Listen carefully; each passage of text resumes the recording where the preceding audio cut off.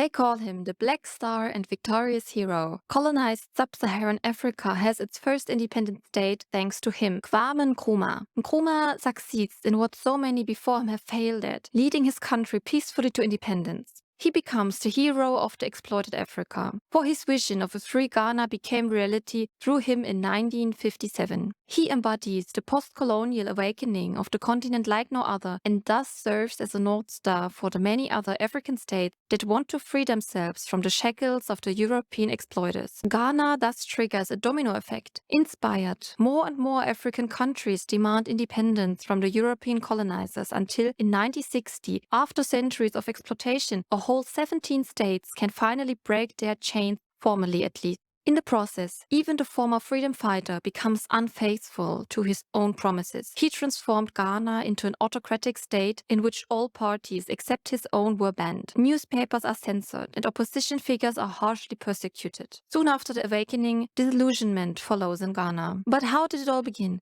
Who was Kwame Nkrumah and why did the freedom fighter and visionary become a despot and megalomaniac? In Ghana, they say he predicted his own birth, and knowing what could happen later, he decided to postpone it. He just wanted to be in the right place at the right time. The right place and the time was then Nkroful in the Gold Coast colony, as the southern part of Ghana was still cold in 1909. The region had been occupied by European powers since the 17th century and almost avoided the fate of a colony. However, pro-colonial and pro-imperialist attitudes at the end of the 19th century led to the United Kingdom needing new markets and suppliers of raw material, which made the Gold Coast a British crown colony. The British mainly get gold, metals, diamonds, ivory, pepper, timber, grain, and above all cocoa from the region. Nkrumah grew up in a country with a long tradition of resistance movement. As early as the 19th century, the locals resisted the introduction of a poll tax. There were youth and boycott movements, and the Ashanti people regularly called for armed rebellion against the British colonial rulers. It is said that he was thoughtful at birth and did not cry, that he was already wise as a baby. The thoughtful, quiet Nkrumah was born in 1909 and was lucky enough to go to Pennsylvania for studies through a relative in America. He stayed there for 10 years and came into contact with the writings of the great Pan Africanists,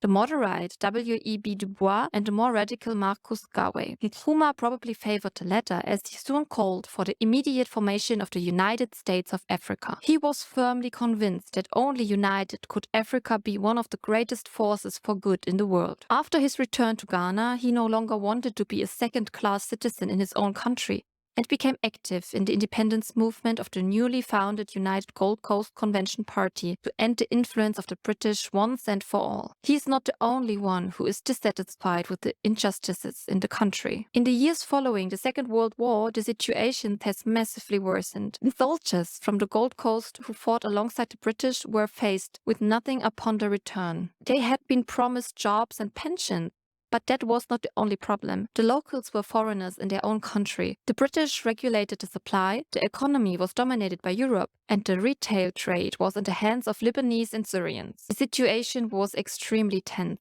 Then, in 1848, riots broke out in the capital Accra. The former soldiers demanded what they had been promised and marched to the governor's residence. The police opened fire on the demonstrators and shot 3 people. It comes as it had to. The locals all over the country no longer want to accept the injustice and take to the streets. To deal with the situation, the British decide to arrest the Big Six, the 6 leaders of the independence movement, among them Kwame Nkrumah. The colonial rulers thus involuntarily make Nkrumah the symbol of resistance. With this momentum, he founds a new, more radical party, the Convention People's Party, CPP, and becomes the strongest force in the parliamentary elections with the demand for immediate autonomy under the slogan "Independent now," and not "Independent soon" or "Independence when it suits everyone" like others. British have no choice but to release him from prison. They cannot accuse him of agitation anyway. In fact, his role model was Gandhi and the pacifist protest movement. The colonial administration now entrusted him with the post of leader of government affairs, de facto the first prime minister. He was popular because he was close to the people. Others of his fellow campaigners saw themselves as part of a kind of intelligentsia. Nkrumah, on the other hand, wanted to be close to the workers, the youth and the market women, the latter having a non-inconsiderable influence on the formation of opinion and his popularity. For the next few years, Nkrumah worked closely with the British governor, and his leadership style within the party became increasingly autocratic and centered around his person. In 1957, the time had come. Nkrumah proclaimed the independence of his country, which would henceforth be called Ghana, symbolically freed from its colonial baggage. Ghana is thus the first colonial state in the Sub-Sahara to achieve independence. The declaration of a republic follows in 1960. But its struggle is not over. He is confronted with the old colonial structures in the country and wants to do everything in his power to prevent the economic exploitation structures of the colonial era from leading to a revival of neo-colonialism in the country.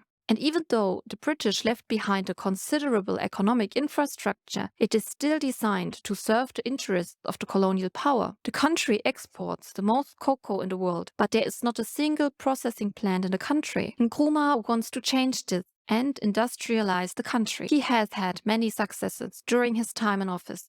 Ghana had the most modern road network in Africa in 1964. The ports were enlarged, the education and health system were expanded, and the world's largest artificial reservoir, the Lake Walter, was built. The bloc began to court the charismatic politician. He meets Elizabeth II, JFK, Che Guevara, and Mao Zedong. He strives for non-alignment, but his style of government from 1964 onwards has more and more socialist tendencies. The USA did not like this at all, and he was targeted by the CIA. He repeatedly calls for the unification of Africa under one government. He warns that without the mutual support of African countries, colonialism would return in disguised form. If you look today at who owns the mines, the mining corporations, the plantations, resources and minerals, you have to say that that is exactly what has happened. His dream of a united nation of Africa has never been fulfilled. Nkrumah transformed Ghana into a one-party state, with him as president for life. From that point on, opposition figures are persecuted, the press is censored, and all parties except his are banned. There is growing dissatisfaction with the planned economy.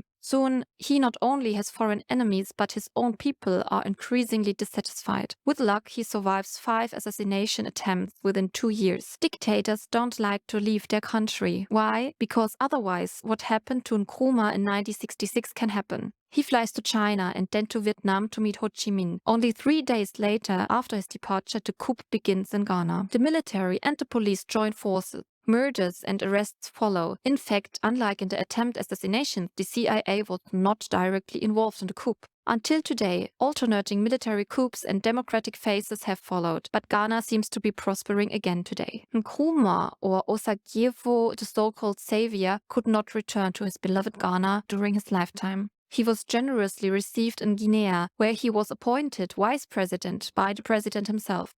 He died only 6 years later, in 1972, in Romania, where he had gone for treatment of his cancer. He is remembered as a source of inspiration and a fighter for African independence and unity, a figure of light with a long shadow. Thank you for watching. If you are interested in other African freedom fighters, click here.